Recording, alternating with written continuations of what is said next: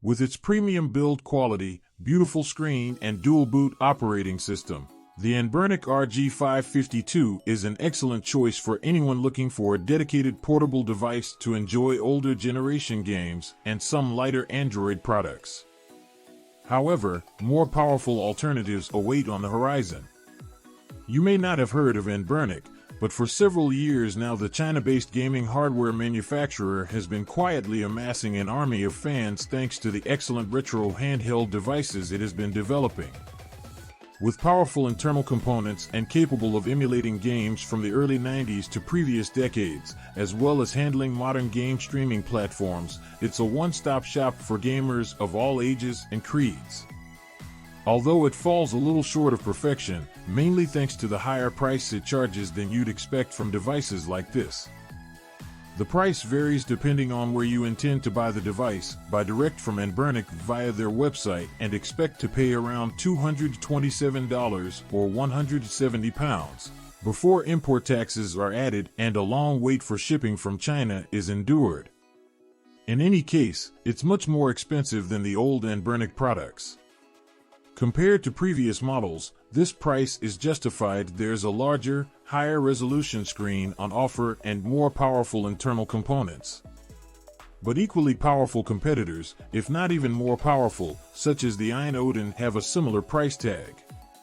For now, the Anbernic RG552 remains competitively priced, but this may not be the case in a few months' time. This Anbernic is one of the largest dedicated retro handhelds on the market. Similar in size to a Nintendo Switch Lite, it has a 5.36-inch touchscreen with 1920 by 1152 HD resolution that accounts for the larger size. This results in a slightly odd 5.3 aspect ratio, but it actually benefits most of the retro content you'll play on the device, as you'll be able to use the full pixel-perfect scale to increase the resolution of even the oldest systems, while minimizing the black edges that surround games not intended for high resolutions. Although the responsiveness of the touchscreen is sometimes questionable, the colors are vibrant, the black levels are deep and dark, and the viewing angles are wider than necessary for a standard solo game.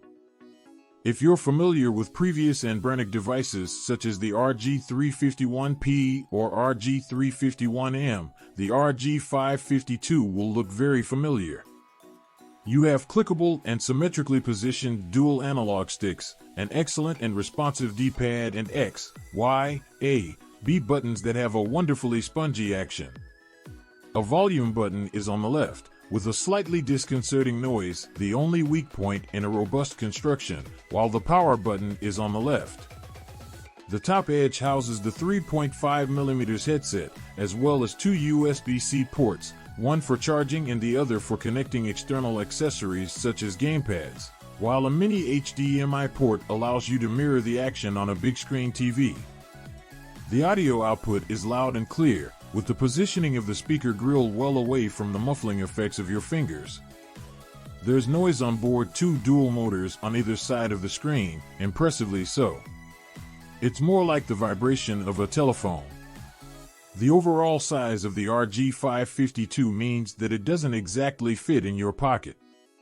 Measuring 20 by 8.5 by 2 centimeters and weighing around 350 g, it will need a safe place in your backpack when you're out and about. The larger size has both positive and negative points. The screen is large and beautiful to look at, perfect especially for systems with a wider aspect ratio, such as the GBA or PSP. But the additional height of the screen makes it difficult to hit the shoulder and trigger buttons side by side, while using the sticks and front buttons at the same time. Anbernic opted for a Rockchip RK3399 chip, a 6-core processor, with 2 cores clocked at 1.8 GHz, 4 at 1.4 GHz, backed up by 4 GB of RAM. The GPU is a Mali T860MP4 clocked at 600 MHz. Although this may seem harmless compared to an ordinary Android smartphone, this is a powerful configuration for a dedicated portable device. As mentioned earlier, however, the likes of Iron Odin, with its 8-core/2.4 GHz Snapdragon 845 processor, will run around this configuration. This Anbernic is one of the first laptops to feature an active heatsink in the form of a fan. Shipped with a USB-C fast charger, a much appreciated addition, 2 integrated batteries combined for a total of 6,400 mAh. Battery life in action varies, depending on what you're playing and the operating system you're playing on. But expect between 3 to 5 hours of gaming, and at the lower end of that scale for 3D games. The lack of Bluetooth here is frustrating. It prevents the use of wireless headphones or external wireless controllers, which is annoying as the micro HDMI output to a TV is great and suitable for using the RG552 for a console-like experience. Likewise, the inclusion of only the 2.4 GHz Wi-Fi band can lead to uneven streaming performance, depending on your home network configuration. The RG552 offers the unique option of booting into one of 2 operating systems, the Linux-based and gaming-focused Play&Screen, which integrates emulators, game art, and metadata into a wonderful retro jukebox-like gaming front end, and Android 7.1, which is accessible by removing the Linux SD card when booting the console. After some initial software issues at launch, the Anbernic RG552 now comes with updated firmware that fixes some of the most complained about problems early users had, namely audio lag on the Play&Screen side and the lack of access to the Google Play Store on the Android side, both of which have now been resolved. If you've used an Anbernic product before, you'll be pleased to know that the RG552 represents a significant increase in performance, both on the Linux operating system side and the new features opened up on the Android side. If you want to play any game from the pre-8-bit, 8-bit, 16-bit, 32-bit, or 64-bit eras, basically anything from Atari to Nintendo 64, plus any 2D arcade game and a handful of 3D ones too, you're in for a surprise. Whatever title from that window we threw at this Anbernic, it handled it with aplomb, without missing a frame, and, in the case of most 2D titles and some 3D titles, with the resolution scaled by a multiplier factor. These games rarely looked so good, with a combination of software screen filters and high-resolution output making them look as you remembered them, through your rose-colored glasses, rather than as they really were. However, it gets more complicated beyond that point. Dreamcast games work well in native resolution, and many are fun in 2x higher resolution. But you'll struggle to upscale the PSP, while any Android system or game that requires touchscreen input will be hampered by a somewhat temperamental touchscreen.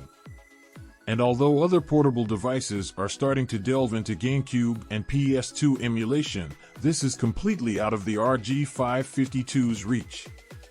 What is supported excellently, whether it's upscaling the odd Dreamcast game or tricking PlayStation's 4:3 games into running at high resolution in a 16:9 aspect ratio without stretching and instead stretching the limits of the playing space. It's retro gamer and tinkerer's heaven.